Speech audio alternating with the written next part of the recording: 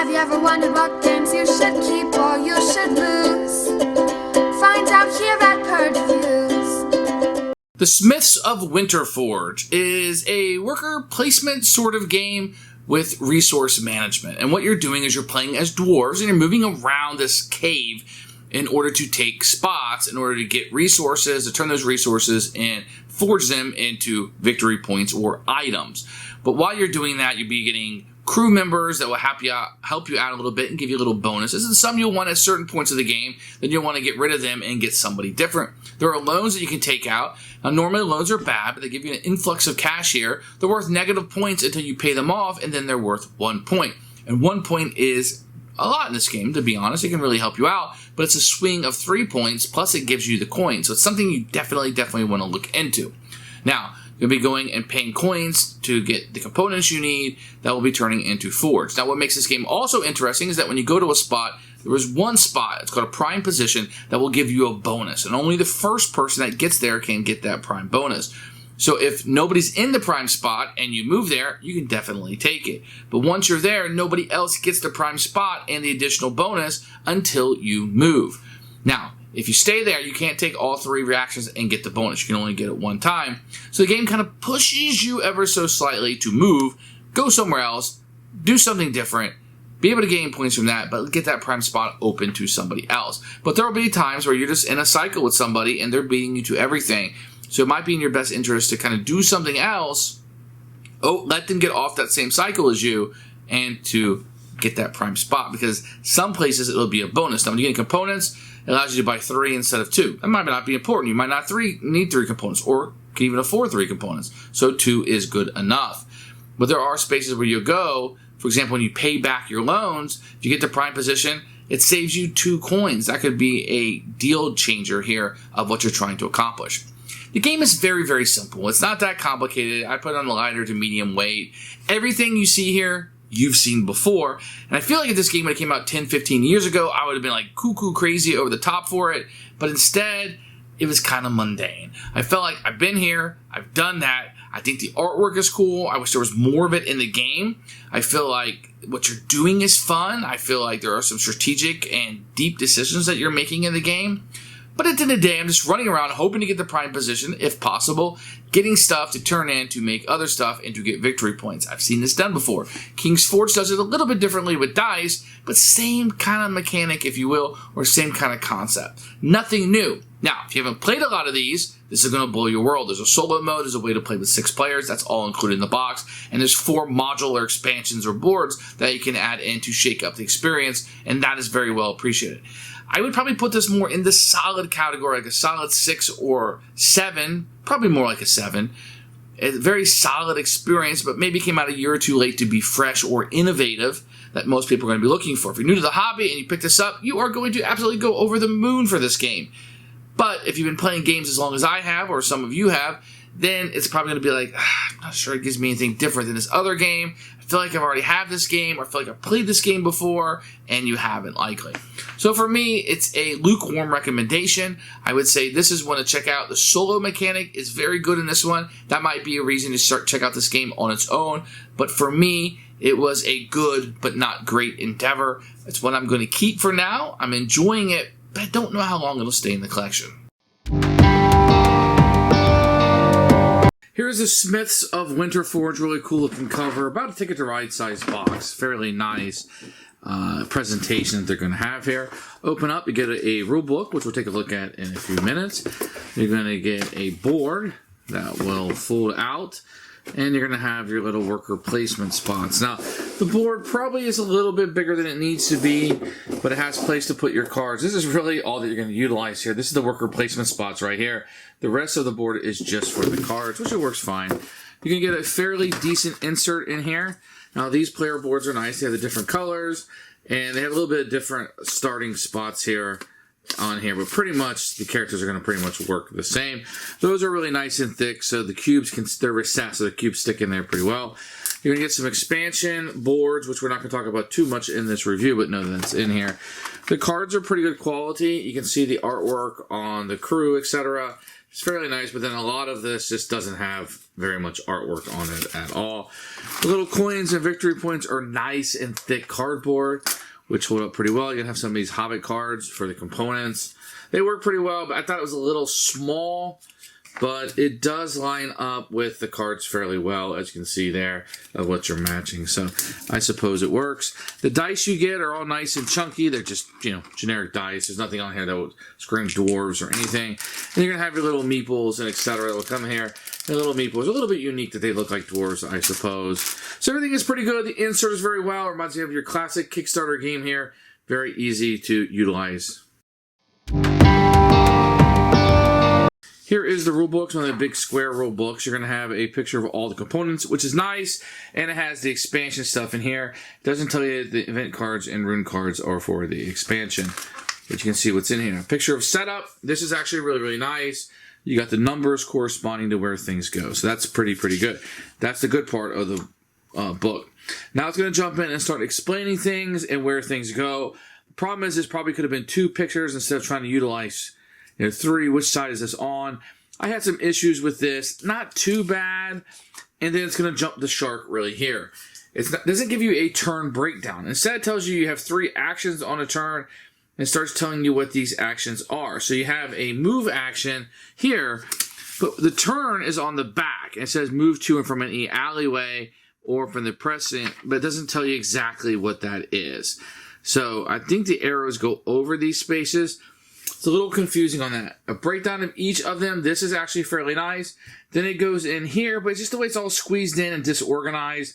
Forging a contract is okay, but I really didn't like the breakdown of this. It makes it so much harder to learn than it has to be. Here's the end of game and a little bit of a fact that's thrown in. There's a solo variant. If you want to play with 6 people, how to play that. And then it's going to go over the expansions with you.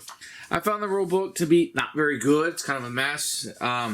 You will figure out the rules from this. This back plays as a player aid is nice, but I would like this smaller. I would have liked this printed on this right here somewhere, maybe here or over here in this wasted space, because this was a little bit confusing. At least having the Forge of the Contract go through these icons right here would have been nice to have on the player aid so you can see what's going on.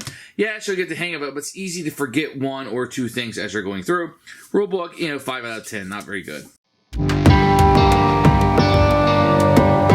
Each player is going to have a player aid, and you have these cubes that will be going up. Once again, this is recessed. This will add your points as you get it over to the right of what it's forging, and here's the cost. So if you take the action to increase, you want to increase here, this would be 5 coins to increase that up, and it'll be worth victory points at the end of the game. These are only 3 to move up, as you can see here, and 10 over here. Now during the game, you can take loans. Loans will give you money, and this will be what you pay back, and they're worth -2 points, as you can see here. If you ever pay them off, you flip them over, then it's worth 1 point.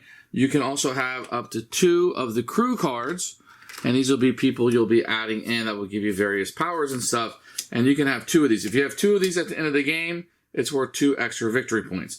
That's all printed on here, and these will be the tracks you're going up for the 3 different types of items that you can forge. So everybody will be managing their own player board as you're going on. Everybody's going to be playing on this main board, and you're going to have a little dwarf meeple that will utilize your player. On your turn, you're going to have 3 actions. Your actions can be to move to a location or activate the location. There's little arrows that go through and tells you where you can walk through these spots. So you can go back and forth and through.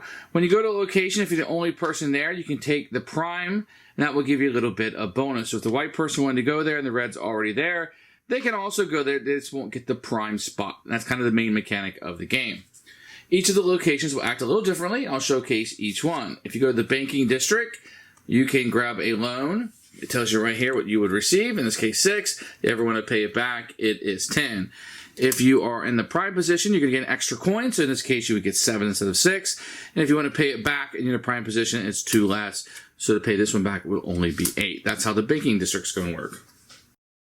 Then you're going to have the market district. If you were to go here and you're in prime position, you can take 3 of these cards. If you're not in the prime position, you can only take 2. Then you can buy any of the cards in any of the rows. So this one will tell you, it will give you a gold. It will cost you 2 coins in order to purchase it. And when you utilize it to forge, you're going to be rolling a 6-sided die. If you were to get this one, it's a diamond. Sometimes you'll have bonuses that will trigger off that. This one will cost you $5. It gives you a diamond when you're forging, and you roll a 4-sided die and a 12-sided die. So these will have different costs, different items, different abilities, etc. as you're going through. You can hold as many of these as you choose to hold. Each player is going to start the game off with one of these royal contracts. These will be higher end ones that have a higher score down on the board. At the top of the board, based on the number of players, so let's say in a 2-player game, you're going to have 4 of these cards that will be up and utilized. You'll put the stack over here. Now, when you go to the guild hall, if you're in the first spot, you can take any 2 of these contracts that you want. You just pick them up and add them to your hand. If you're in the prime position, you're going to get a coin when you do that also. If you ever go to the guild hall and you have less than 3 coins, you always draw 1. Now, that's kind of how this is going to go. You're going to put these contracts into your hand. You're not yet forging them or trying to create them. You'll just be able to gain those. You can have a maximum of 3, not counting your royal contract. Another location on the board is going to be the crew over here that you can see. You're always going to be 3 face up. If you go here and you purchase a crew, you're going to get it for 1 coin cheaper. If you go there and somebody's already in the prime position, then you just pay the regular price. So let's take a look at some of these crew. Each of the crew is going to have a cost in the bottom right corner and a little bit of a power you can have there. Now the maximum amount of crew you can have is 2, but what's unique here is after you buy one, and you have the 2 left over, they go on the bottom of the deck, and 3 new ones will come out on the board. So that's constantly being refreshed as you go through. Now, a lot of these crew cards are going to give you extra forge points when you're trying to do certain types of forging that you're going to have, and they're going to help you throughout the game. Now, the last spot on the board is going to be the Forge District. This is where you're going to forge, and I'm going to show you an example of a forge in a minute, but know if you're in the prime position, you're going to get 1 work token for it, or you can upgrade your skills. As I showed you before, you can move the cubes to the right, giving you more work tokens as you're able to progress through, and when you do so, they give you 1 less coin if you're in the prime position. If you go here, you can still forge or upgrade, you just will not get the bonuses as you go. So let's say you're trying to forge this right here. What you're going to do is you're going to play a gold through here, and I'm going to play a stone, signifying that I have played a stone and a gold. Now, I cannot play any more to make my chances better, give myself die. You have to play the exact number that you have. Now, this one is going to say iron at the top. This one gives me a bonus for iron. So maybe I don't want to use this one. Maybe, in fact, I want to use this gold instead. You can see this one only gave me a 4-sided die, but this one's going to give me a 6. So you have those decisions to make as you're playing through. If I went to the prime position, I would get an additional work token right there.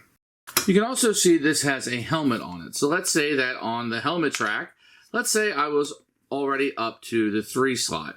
I would look here on the helmet. Okay, I get 3 additional work tokens, and maybe I just should signify that. So that's from my skills, and this is from taking the prime position.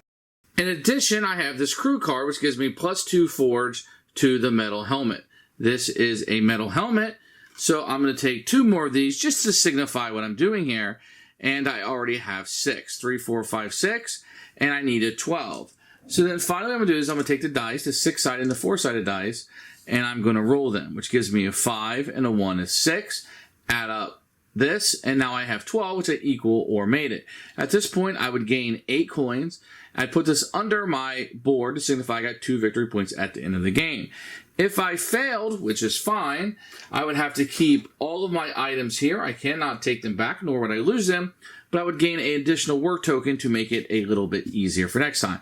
Then next time I would only have to roll a combination of 5 in order to succeed on this. So that's how forges are going to work.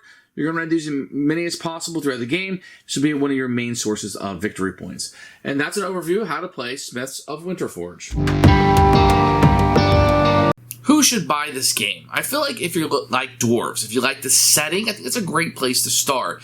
If you have 2 to 4 players and they want to play an experience like this is a great thing. It's a resource management game, but it's a pretty forgiving game. As the crew members are going to help you out, you got the rerolls that you can do, and you have the loans that you can take that actually turn out to be a positive if you can pay them off before the end of the game. The rest of the resource, there's some luck involved in it about getting the dice and how those are going to be rolled. There's sometimes everything can be set up perfectly, but the dice just screw you over. It does help that you get extra work tokens, so it makes it ever so slightly better next time. It's probably more helpful on the easier ones, the smaller ones, but in the late game, when you're trying to get in the 40s and 50s, I feel like that's going to be minuscule compared to the failure that you can have. Overall, I did enjoy the game. It's what I can recommend to you. You probably just have seen these mechanics before, and then maybe not something that you like better in a different game. Otherwise, this could be a top game for you. Keeper for us.